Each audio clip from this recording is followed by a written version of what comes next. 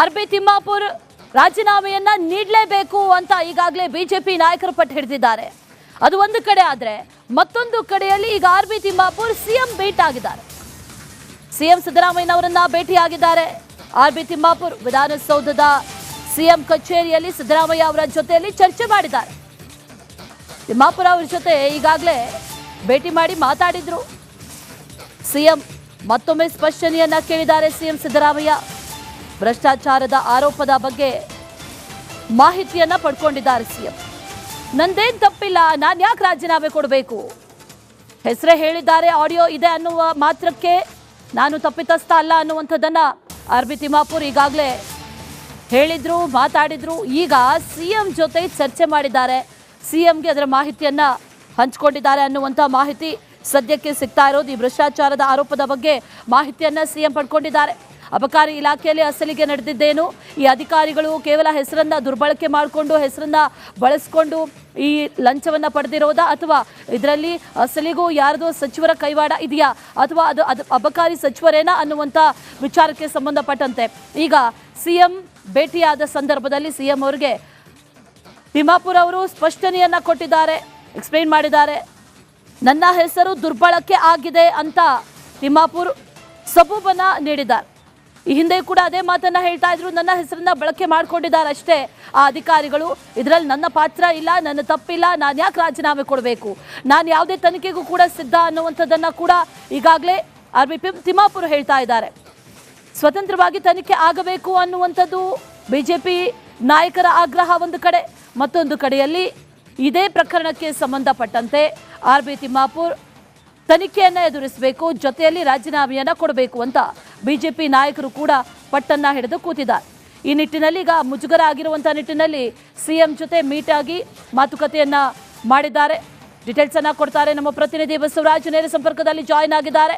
ಬಸವರಾಜ್, ಸರ್ಕಾರಕ್ಕೆ ನಿಜಕ್ಕೂ ಕೂಡ ಈ ಅಬಕಾರಿ ಇಲಾಖೆಯ ಕರ್ಮಕಾಂಡದಿಂದ ಬಹಳ ದೊಡ್ಡ ಮುಜುಗರ ಅಂತೂ ಆಗಿದೆ. ಆ ನಂತರದಲ್ಲಿ ಆ ಮುಜುಗರವನ್ನ ತಪ್ಪಿಸುವಂತ ನಿಟ್ಟಿನಲ್ಲಿ ಒಂದಷ್ಟು ಕೆಲಸಗಳಾಗ್ತಾ ಇದೆ ಅನ್ನೋದನ್ನ ಗಮನಿಸ್ತಾ ಇದ್ದೀವಿ. ಈಗ ಸಿಎಂ ಹಾಗೂ ಅಬಕಾರಿ ಸಚಿವರ ಮೀಟಿಂಗ್, ಏನೇನು ಮಾತಾಡಿದ್ರು, ಏನೇನು ಸ್ಪಷ್ಟನೆಯನ್ನ ಕೊಟ್ಟರು, ಡೀಟೇಲ್ಸ್ ಅನ್ನ ಕೊಡ್ತಾ ಹೋಗೋದಾದ್ರೆ ಇದಕ್ಕೆ ಸಂಬಂಧಪಟ್ಟಂತೆ ಬಸವರಾಜ್.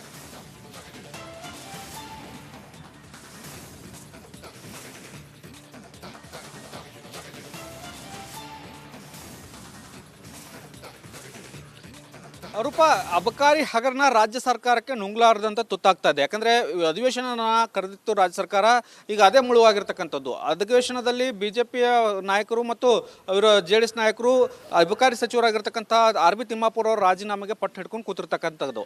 ಬಹಳ ಪ್ರಮುಖವಾಗಿ ಮನ್ರೇಗಾ ವಿಚಾರವಾಗಿ ಚರ್ಚೆ ಮಾಡಬೇಕು, ರಾಜ್ಯಪಾಲರ ಭಾಷಣದ ಮೇಲೆ ಚರ್ಚೆ ಆಗಬೇಕು ಅನ್ನುವಂಥದ್ದು ರಾಜ್ಯ ಸರ್ಕಾರದ ಇಚ್ಛೆ ಆಗಿತ್ತು. ಆದರೆ ಅಬಕಾರಿ ಹಗರಣವನ್ನೇ ಅಜೆಂಡಾ ಮಾಡಿರ್ತಕೊಂಡಿರ್ತಕ್ಕಂಥ ಬಿಜೆಪಿ ಹಾಗೂ ಜೆಡಿಎಸ್ ನಿನ್ನೆ ಉಭಯ ಸದನಗಳಲ್ಲಿ ಧರಣಿಯನ್ನ ಮಾಡಿದ್ರು. ಹೀಗಾಗಿ ರಾಜ್ಯ ಸರ್ಕಾರ ಒಂದು ರೀತಿಯಲ್ಲಿ ವಿಚಾರ ಮಾಡಬೇಕಾದಂಥ ಪರಿಸ್ಥಿತಿಗೆ ಈಗ ಎದುರಾಗಿರ್ತಕ್ಕಂಥದ್ದು. ಇದನ್ನು ಹೀಗೆ ಬೆಳೀತಾ ಹೋದರೆ ಇನ್ನೂ ಒಂದು ವಾರಗಳ ಕಾಲ ಅಧಿವೇಶನ ಇದೆ, ಆ ಅಧಿವೇಶನ ಕೂಡ ಬಲಿಯಾಗುತ್ತೆ ಅನ್ನುವಂಥದ್ದು ಮತ್ತು ಪ್ರಮುಖವಾದಂಥ ವಿಚಾರಗಳು, ಆ ಬಿಲ್ಗಳು ಪಾಸ್ ಆಗಲ್ಲ ಅನ್ನುವಂಥ ನಿಟ್ಟಿನಲ್ಲಿ ರಾಜ್ಯ ಸರ್ಕಾರಕ್ಕೆ ಒಂದು ರೀತಿಯಲ್ಲಿ ತೆಲ್ಲವಾಗಿದೆ. ಹೀಗಾಗಿ ನಿನ್ನೆ ಸಿಎಂ ಸಿದ್ದರಾಮಯ್ಯ ಅವರು ಆರ್.ಬಿ. ತಿಮ್ಮಾಪುರ್ ಅವ್ರನ್ನ ನಿನ್ನೆ ತಮ್ಮ ಕಚೇರಿಗೆ ಕರೆಸ್ಕೊಂಡು ಒಂದಷ್ಟು ಸ್ಪಷ್ಟನೆ ಪಡೆಯುವಂಥ ಕೆಲಸವನ್ನು ಮಾಡಿದ್ದಾರೆ. ಈ ಥರದ ಗಂಭೀರ ಆರೋಪಗಳು ಬರ್ತಾ ಇದೆ, ಯಾಕೆ ಈ ಥರದ ಆರೋಪಗಳು ಬಂತು, ನೀವು ಮುಂಚೆಯಿಂದನೂ ಹೇಳ್ತಾ ಇದೆಯಾ ನನ್ನ ಪಾತ್ರ ಇಲ್ಲ ಅನ್ನುವಂಥದ್ದಾದರೆ, ಆದರೆ ಪಾತ್ರ ಇಲ್ಲ ಅನ್ನುವಂಥದ್ದಾದರೆ ನಿನ್ನ ಹೆಸರು ಕೂಡ ಈ FIR ಅಲ್ಲಿ ಕೂಡ ಉಲ್ಲೇಖ ಆಗಿರ್ತಕ್ಕಂಥದ್ದು. ಇದನ್ನೇ ಅಸ್ತ್ರ ಮಾಡ್ಕೊಂಡಿದ್ದಾವೆ ಬಿಜೆಪಿ ಮತ್ತು ಜೆಡಿಎಸ್.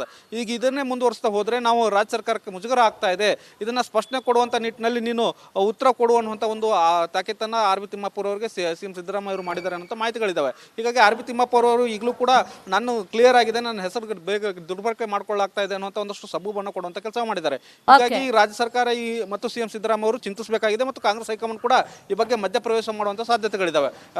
ಆರ್.ಬಿ. ತಿಮ್ಮಾಪುರ್ ಅವರ ರಾಜೀನಾಮೆ ಪಡೆಯುವಂಥ ನಿಟ್ಟಿನಲ್ಲಿ ಏನಾದರೂ high command. Okay Basavaraj, R B. Timmapur ರಾಜೀನಾಮೆಯನ್ನ ನೀಡಲೇಬೇಕು ಅಂತ ಈಗಾಗಲೇ ಬಿಜೆಪಿ ನಾಯಕರು ಪಟ್ಟು ಹಿಡಿದಿದ್ದಾರೆ.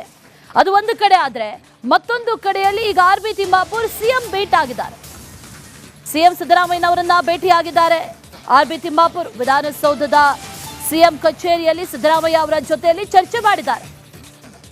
ತಿಮ್ಮಾಪುರ್ ಅವರ ಜೊತೆ ಈಗಾಗಲೇ ಭೇಟಿ ಮಾಡಿ ಮಾತಾಡಿದ್ರು.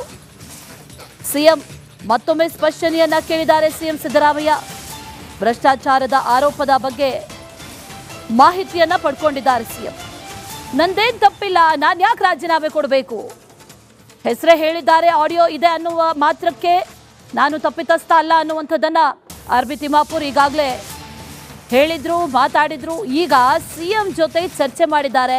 ಸಿಎಂಗೆ ಅದರ ಮಾಹಿತಿಯನ್ನ ಹಂಚಿಕೊಂಡಿದ್ದಾರೆ ಅನ್ನುವಂಥ ಮಾಹಿತಿ ಸದ್ಯಕ್ಕೆ ಸಿಗ್ತಾ ಇರೋದು. ಈ ಭ್ರಷ್ಟಾಚಾರದ ಆರೋಪದ ಬಗ್ಗೆ ಮಾಹಿತಿಯನ್ನ ಸಿಎಂ ಪಡ್ಕೊಂಡಿದ್ದಾರೆ.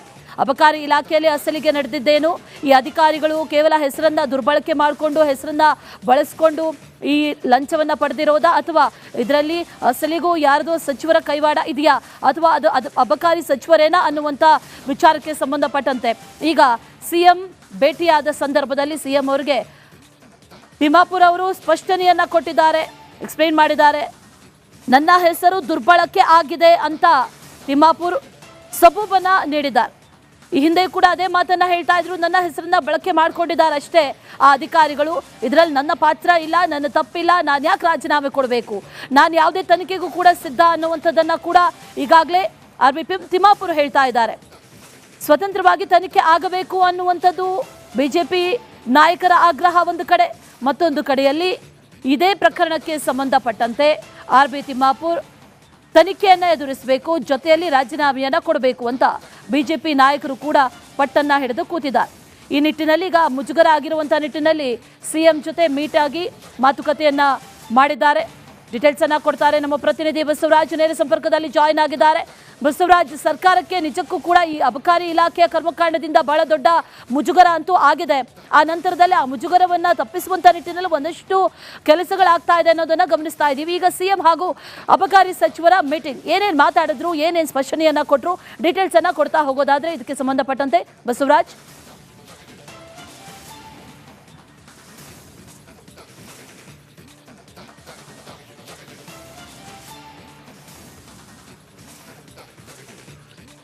ರೂಪ, ಅಬಕಾರಿ ಹಗರಣ ರಾಜ್ಯ ಸರ್ಕಾರಕ್ಕೆ ನುಂಗ್ಲಾರದಂತ ತುತ್ತಾಗ್ತಾ ಇದೆ. ಯಾಕಂದ್ರೆ ಅಧಿವೇಶನ ಕರೆದಿತ್ತು ರಾಜ್ಯ ಸರ್ಕಾರ, ಈಗ ಅದೇ ಮುಳುವಾಗಿರ್ತಕ್ಕಂಥದ್ದು. ಅಧಿವೇಶನದಲ್ಲಿ ಬಿಜೆಪಿಯ ನಾಯಕರು ಮತ್ತು ಇವರು JDS ನಾಯಕರು ಅಬಕಾರಿ ಸಚಿವರಾಗಿರ್ತಕ್ಕಂಥ RB ತಿಮ್ಮಾಪುರ್ ಅವರ ರಾಜೀನಾಮೆಗೆ ಪಟ್ಟು ಹಿಡ್ಕೊಂಡು ಕೂತಿರ್ತಕ್ಕಂಥದ್ದು.